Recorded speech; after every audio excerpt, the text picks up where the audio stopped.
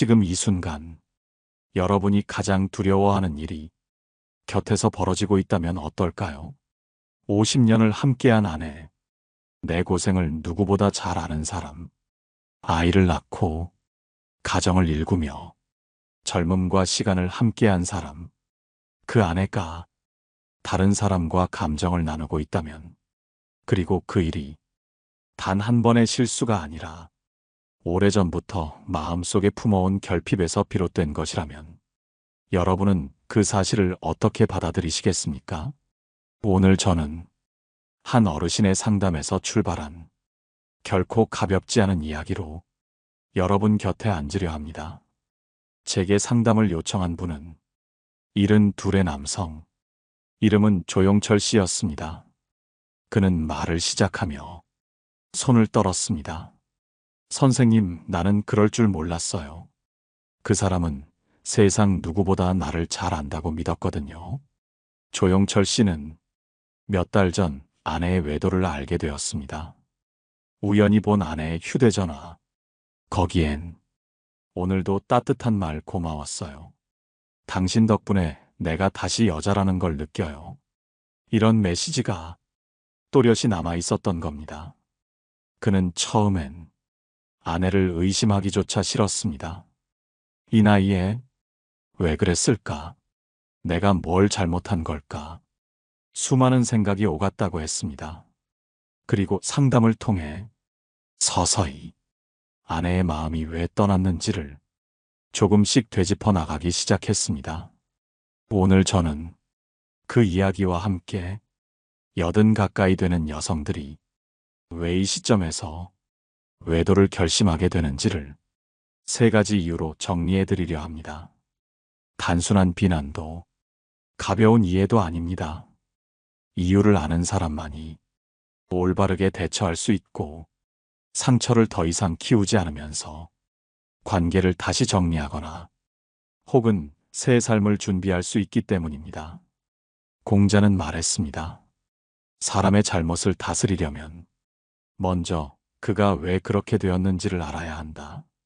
지금 여러분 곁에 있는 사람이 말없이 멀어지고 있다면, 이유 없는 무관심에 지쳐 있다면 그 안을 들여다볼 시간입니다. 오늘 방송은 여러분에게 진짜 이유를 알려드리고 그 다음 같이 살아갈 선택을 할 것인지 혹은 떠나야 할지 그 방향까지 하나씩 짚어드릴 것입니다. 다음으로 첫 번째 이유, 노년의 여성이 외도하게 되는 가장 흔하지만 외면받기 쉬운 진실을 조용히 말씀드리겠습니다. 조용철 씨는 아내가 자신에게 등을 돌린 정확한 순간을 기억하지 못했습니다. 그 사람은 늘 조용했어요. 잔소리도 안 하고 말도 많지 않고 늘 내가 하자는 대로 따랐어요.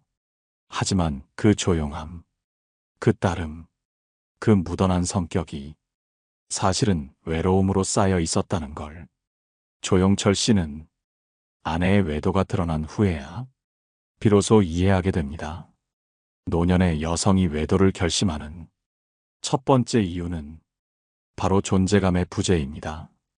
자신이 이 집에서 어떤 위치에 있는지, 어떤 의미로 살아가는지를 전혀 느끼지 못할 때 자식은 다 크고 남편은 대화가 줄고 가사노동은 당연한 일로 여겨지고 감정 표현은 사라지고 그러다 어느 날 누군가가 오늘 얼굴 좋아 보이세요. 선생님, 손이 참 고우시네요. 이 한마디를 했을 때 그동안 꽁꽁 묶여있던 여자라는 감정이 슬며시 고개를 듭니다. 그 말 한마디에 누구는 눈물을 쏟고 누구는 하루 종일 그 말을 곱씹고 누구는 내가 아직 살아있구나 하고 느끼는 겁니다. 부산에 사는 69의 이정숙 씨는 남편 없이 홀로 병원에 갔다가 간호사에게 이런 말을 들었다고 합니다. 따님이랑 오셨어야 하는데 어르신 혼자 오셨어요? 그 순간 이정숙 씨는 자신이 이 세상에서 참 외로운 존재구나 하는 생각이 들었다고 했습니다. 그리고 며칠 뒤 도서관에서 우연히 말을 붙인 남자에게 밥을 같이 먹게 됐고, 이야기를 나누다 오랫동안 말하고 싶었던 이야기들을 처음으로 꺼냈다고 했습니다. 그렇게 시작된 대화가 1년 뒤엔 감정으로 바뀌었고, 그녀는 죄책감과 위로 사이에서 매일 갈등하게 됐습니다. 존재감을 느끼지 못하는 삶. 그 삶은 감정적으로 메마르고 말라갑니다. 누구의 엄마, 누구의 아내, 누구의 며느리로 평생을 살아왔던 이름이 이제 아무에게도 불리지 않을 때, 사람은 자신을 다시 보아줄 사람을 찾게 됩니다. 그건 단순한 욕망이 아니라 정체성의 회복이고 마음의 주목을 받으려는 아주 인간적인 갈망입니다. 여러분, 곁에 있는 아내가 조용하다면 그건 편한 것이 아니라 지쳐있다는 신호일 수 있습니다. 말을 하지 않는 게 마음이 없는 게 아니라 말해봤자 소용없다는 체념일 수 있다는 사실, 그걸 먼저 알아채야 합니다. 철학자 에리히 프롬은 말했습니다. 사랑은 감정을 받는 것이 아니라 존재가 인정받는 것이다. 지금 여러분 곁에 그 사람이 존재로서 인정받고 있는지 다시 한번 생각해 보시기 바랍니다.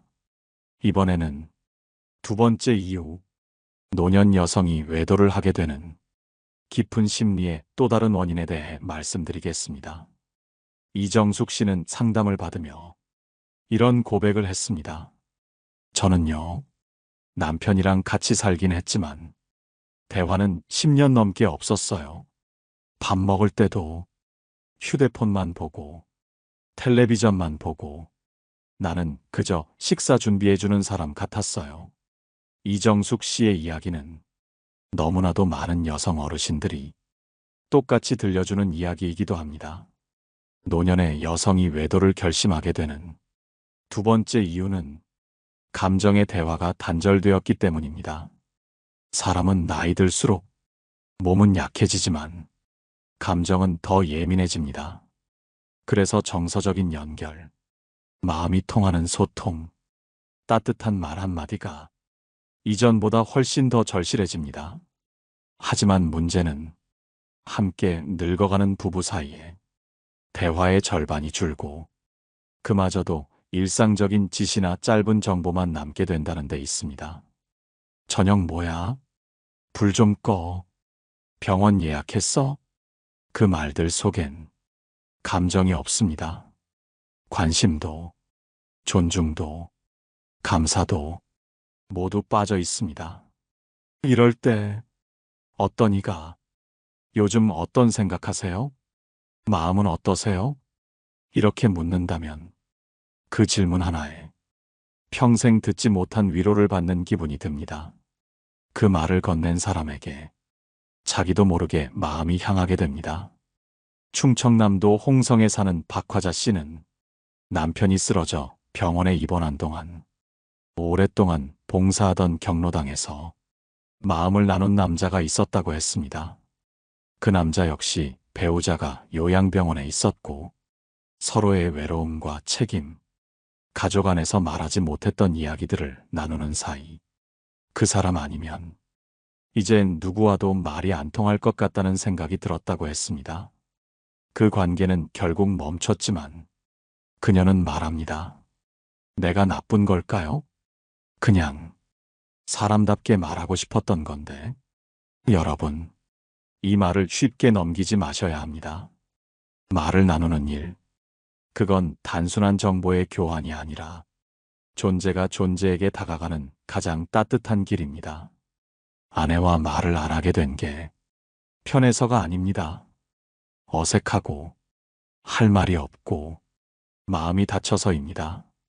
하지만 그걸 방치하는 순간 그 마음의 빈틈에 다른 사람이 들어올 수 있습니다. 소통하지 않는 부부는 같은 집에 살아도 마음은 이미 다른 곳을 보고 있습니다. 심리학자 토마스 무어는 오래된 부부 사이에 필요한 건 새로운 여행이 아니라 새로운 대화다라고 했습니다. 지금 여러분은 여러분의 배우자와 마지막으로 눈을 마주치고 감정에 대해 이야기한 게 언제였나요? 나는 오늘 조금 서운했어. 당신이 있어서 고마워. 이런 말 언제 해보셨나요?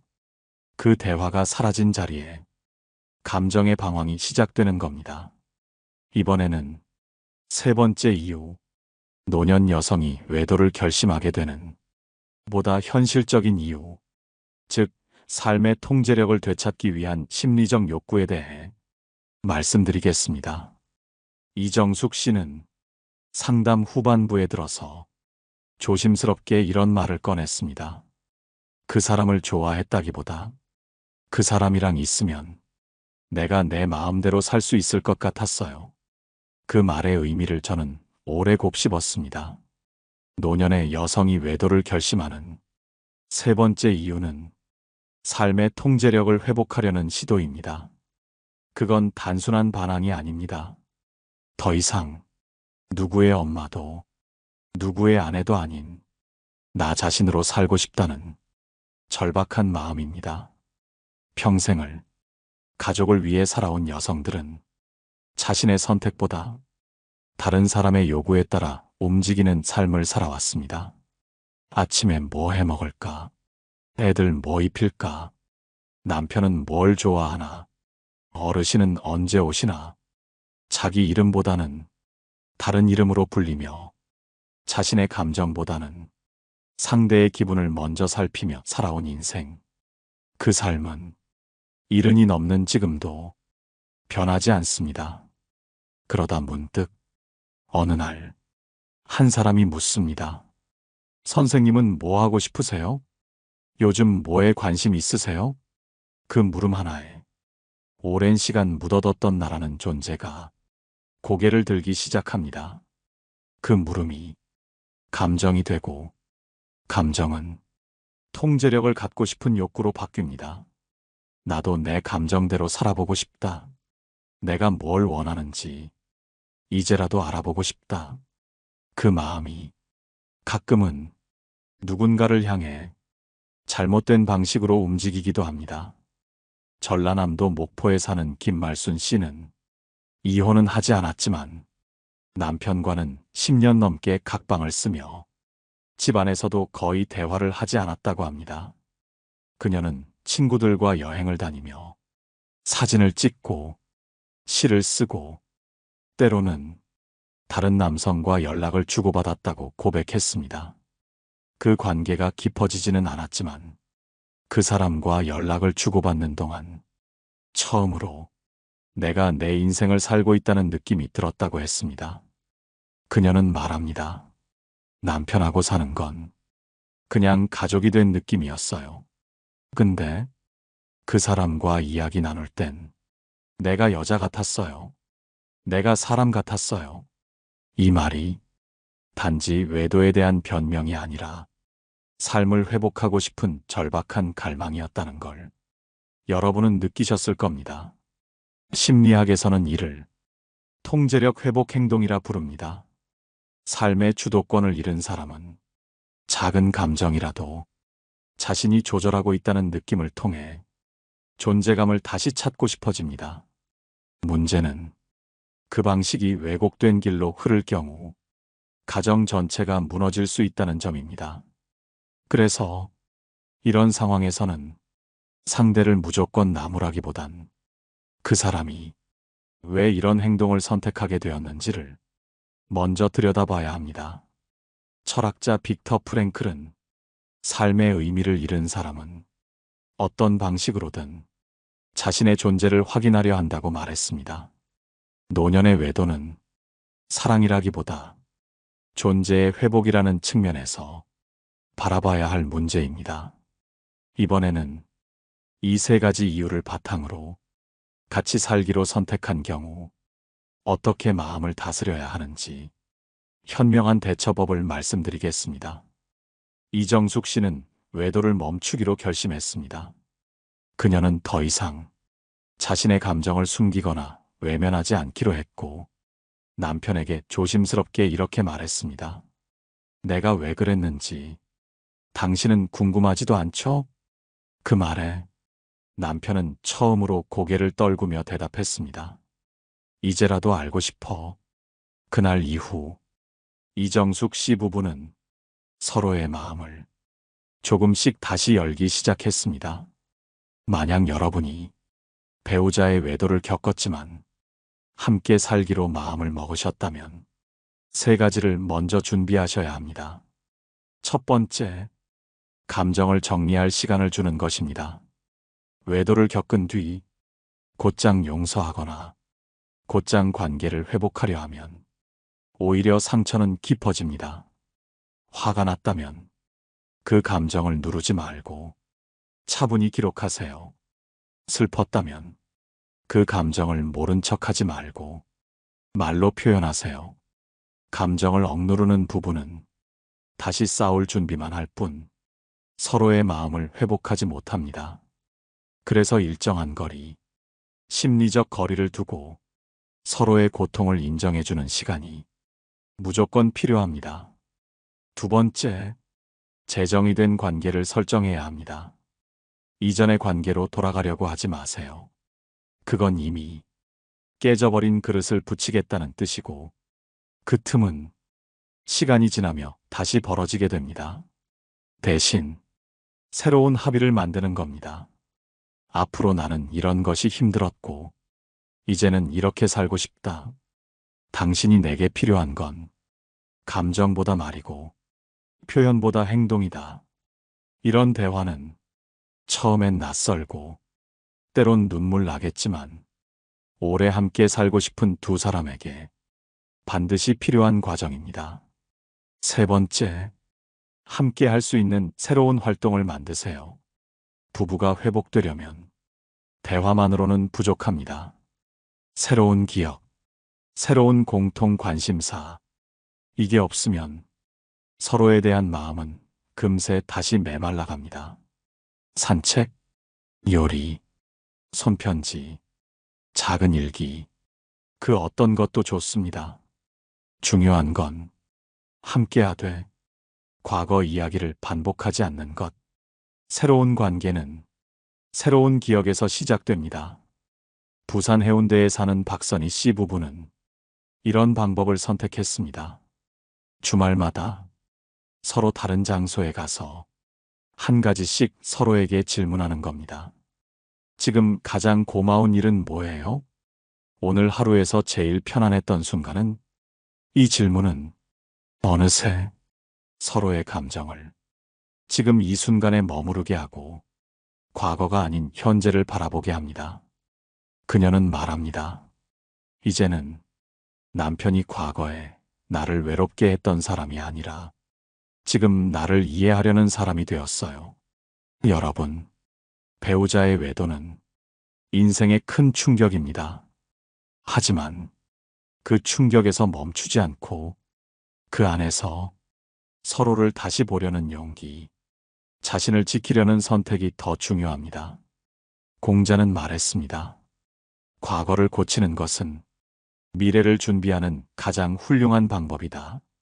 지금 여러분이 마음을 다잡고 있다면 이미 변화는 시작된 것입니다. 이번에는 이혼을 선택한 경우 어떻게 삶을 복구하고 더 강해지는 방식으로 복수를 완성할 수 있을지 조용히 이어서 말씀드리겠습니다. 경기도 안산에 사는 김미자 씨는 남편의 외도를 확인한 후 조용히 이혼을 결정했습니다. 50년을 함께한 세월, 둘 사이엔 이미 정이 아닌 습관만 남아 있었고 그 습관마저 무너졌을 때 그녀는 깨달았습니다. 이 사람 옆에 있어도 내가 나로 살 수 없겠구나. 노년의 이혼은 쉽지 않습니다. 경제적으로 불안정해지고 자식들의 눈치를 보게 되고 주변의 시선도 결코 가볍지 않습니다. 하지만 그럼에도 불구하고 김미자 씨는 이렇게 말했습니다. 이건 복수가 아니에요. 내 인생의 마지막을 내가 나로 살겠다는 결심이에요. 만약 여러분이 배우자의 외도로 인해 이혼을 선택하셨다면 그 선택이 후회가 아닌 회복이 되도록 다음 3가지를 꼭 실천해 보시길 바랍니다. 첫 번째, 경제적인 독립을 준비하세요. 이혼 후 가장 먼저 닥치는 현실은 돈입니다. 그래서 혼자 살기로 마음을 먹었다면 가장 먼저 현실을 냉정하게 따져봐야 합니다. 지금 가진 예금은 얼마인지, 매달 고정 지출은 얼마인지, 받을 수 있는 연금이나 복지 혜택은 무엇인지. 김미자 씨는 구청에서 운영하는 노인 일자리 센터를 찾아갔고 작은 마을 도서관에서 책을 정리하는 일을 시작했습니다. 처음엔 몸이 힘들었지만 매달 받는 소액의 급여가 자신의 존재를 증명해 주는 것 같았다고 합니다. 남편에게 받은 생활비가 아니라 내가 번 돈으로 마시는 커피 한 잔. 그게 그렇게 맛있더라고요. 두 번째, 감정의 독립을 만들어야 합니다. 헤어진 뒤에도 상대에 대한 원망과 분노, 그 감정이 계속 따라다니면 진짜로 자유롭지 못한 겁니다. 그래서 혼잣말이라도 좋으니 자신에게 선언하세요. 그 사람은 내 인생에서 끝났다. 이제는 나만의 감정을 책임지겠다. 그리고 그 감정들을 다이어리나 편지로 써보세요.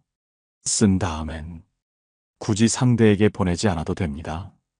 그 감정을 밖으로 꺼낸다는 것 자체가 마음의 독립을 시작하는 일이니까요. 세 번째, 삶의 방향을 새롭게 설정해야 합니다. 이혼은 끝이 아니라 다른 삶의 시작입니다. 새로운 취미, 새로운 사람들, 새로운 동네, 모든 것이 처음처럼 느껴질 수 있습니다. 하지만 그 속에서 다시 나를 중심에 두고 무엇을 하고 싶은지, 어떻게 나이 들고 싶은지를 정리해 보세요. 강원도 속초에 사는 이옥자 씨는 이혼 후 신앙송 모임에 나가기 시작했습니다. 그녀는 말합니다. 나는 다시 내 목소리로 나를 들려주고 있어요. 그 말이 저에겐 너무나도 감동적으로 들렸습니다. 여러분, 배우자의 외도로 인한 이혼은 남겨진 인생을 더는 허비하지 않겠다는 선언입니다. 그 선택이 진짜 복수가 되는 건 상대가 후회하는 순간이 아니라 여러분이 더 당당하고 더 자유로워졌다고 느끼는 바로 그 순간입니다. 오늘 이야기 함께 해주셔서 감사합니다. 노년에 누구도 말해주지 않았던 외도의 진짜 이유, 그 깊은 마음의 갈증을 우리는 함께 살펴보았습니다. 지금 이 순간 같이 살기로 마음을 먹은 분도, 이혼을 결심하신 분도, 여러분이 어떤 선택을 하든 그 중심에는 내가 나로 살아가겠다는 굳은 다짐이 있었으면 합니다. 혹시 여러분도 비슷한 경험을 하셨다면 댓글로 여러분의 이야기를 들려주세요. 그 이야기가 또 다른 누군가에게 힘이 될 수 있습니다. 좋아요와 구독, 그리고 따뜻한 응원의 말. 그것이 이 방송을 이어가는 힘이 됩니다. 다음 방송에서도 더 깊은 이야기로 여러분 곁을 지키겠습니다. 고맙습니다. 노후에 빛나는 지혜였습니다.